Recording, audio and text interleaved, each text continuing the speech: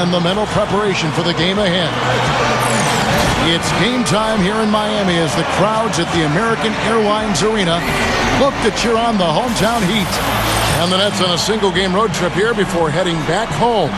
And fourth place in the East, this is a confident team. They're not backing down from anybody.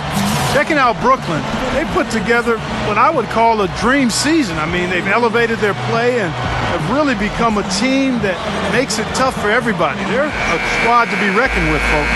Well, Clark, the playoffs are going to be the real test for them. You know, sometimes for a team on the rise, they can get to the point where everything crashes down on them when the pressure arises. We'll see how they respond.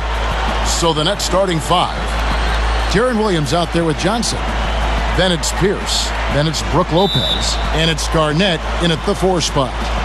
And for the Heat, at the 2 and 3, the superstar duo of D-Wade and LeBron James. Haslem and Bosh are up front. And it's Chalmers in at the point guard. Now here's Wade. Haslem dishes to LeBron. Second chance shot. Good as the jump shot falls. LeBron's now got the opening field goal of the game for the Heat. You know, when you're guarding LeBron, you'd prefer him taking outside jumpers. He's a solid shooter, a much improved shooter, but he's so devastating and demoralizing going inside. You'd much rather force him to take challenge perimeter shots. Here's LeBron following the score by Kevin Garnett. That's what he does. Attack the heart of the defense and get straight to the rim.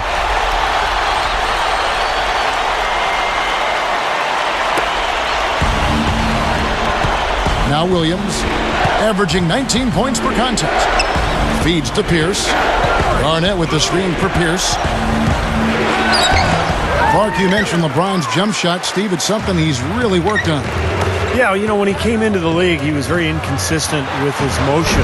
There was some balance issues, but in the 2008 offseason, he rebuilt his motion, tried to keep his elbow in a little bit more than he did in the past. He's become a much better shooter. He's still a little bit streaky, but still, his game is all about going inside and wreaking havoc in the paint. Right now, we're going to go to Doris Burke, who spoke with head coach Eric Spoelstra. What'd you find out, Doris? Kevin, I talked to him about the shot blocking they're certain to face in this matchup. He's certainly cognizant of it, and he told me this. If we can play a little more up-tempo and score before their bigs can recover, that will help. Also, getting them on the move in the half court, whether with ball movement or screens, will also serve us well. Kevin, if they can execute, they'll have some success. Thank you, Doris, and quite a focus for the game here early on, and an important one too, guys. Yeah, and they know how tough a task it's going to be to take on this defense. They've got to focus on that aspect right away. Well, that's the priority in the scouting report. You face a team this good defensively, you're thinking about how we need to attack it. And then it's a matter of executing once you get out there. Here's Lopez following the basket by LeBron James. Here's Johnson, and there's the rejection. Oh, and a fast break for the Heat. LeBron leading the charge. My goodness, he sure can get off the ground. One of the best in the business for sure. You're right. Such an imposing finisher around the rim. Intimidating to the defense, really. You know, when the Nets made the trade for Deron Williams a few seasons ago, Kevin, they were thought to have made a steal of a deal. You're right. But you look at the haul they gave up, and it was a pretty steep price to pay. I don't think there's much more you can ask of a player to start the game. I mean, he's 6 for 7 early. Pierce covered by LeBron, and Paul Pierce with the slam. The defense just couldn't recover in time. Yeah, the D pretty much went brain neutral on that one, Clark. Wouldn't yes, you? Sir. I like that phrase. Yeah, I don't use that phrase very often, but to me, that's what happened. He shifted the brain into neutral. Yes, he did. That was embarrassing. Going back to that trade you're talking about, Clark, several first-round picks and Favors, who has blossomed the last year or two up in Utah. Devin Harris was sent there as well. Not exactly cheap, Steve, but they had to give up a lot. Well, gaining a superstar is never cheap, Kevin. And I thought the interesting thing about that trade was that New Jersey, now Brooklyn, of course, they didn't have any assurances from Deron Williams that he would re-sign. So it was really a major gamble at the time.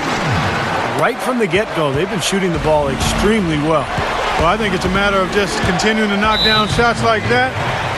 They'll get the W here, no question about it. And the first timeout called of the game for Brooklyn. Last time they met was in Brooklyn.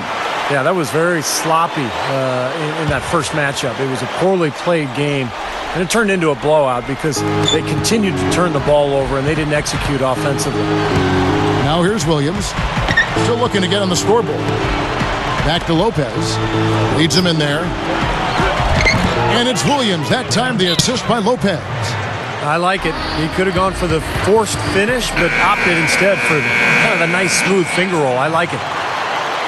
All right, now let's check out the standings in the Eastern Conference and see how the playoff race is shaping up. Look at the Heat. And, of course, there's the Nets, a few slots below them. Well, you know, looking at Miami, they've been taking care of business all season long and very much looking forward to the playoffs. Yeah, you know, the regular season is a marathon. They've tallied a great record to this point, but really, it's all about positioning and preparing themselves for the postseason. Now here's Williams, averaging 19 points per contest. And Mario Chalmers gets the whistle that time. That is his first foul of the game. And it's hard to forget what Steve mentioned. The turnovers really piled up last time. Yep, you know, Steve's always on top of it, as are you. You can bet their coach was on top of it as well and didn't let them forget about that. It was an embarrassing statistic and an embarrassing loss. And the dunk by LeBron. I'm not sure if any play is going to top that one. Maybe the only play that could beat it is another alley-oop jam. Yep. Even then, it'd be hard to execute it any better than that one. Now here's Johnson, averaging 16 points a game. He's laboring out there right now, guys. The shot has not been falling for him this quarter. It's a 4-second differential between the shot clock and game clock. Wade drives in. Chalmers best away. LeBron. Lock at 6. A chance to extend the lead to double digits, but it's no good. Here's Williams. And he beat the buzzer, but it's no good. And they're scoring pretty well.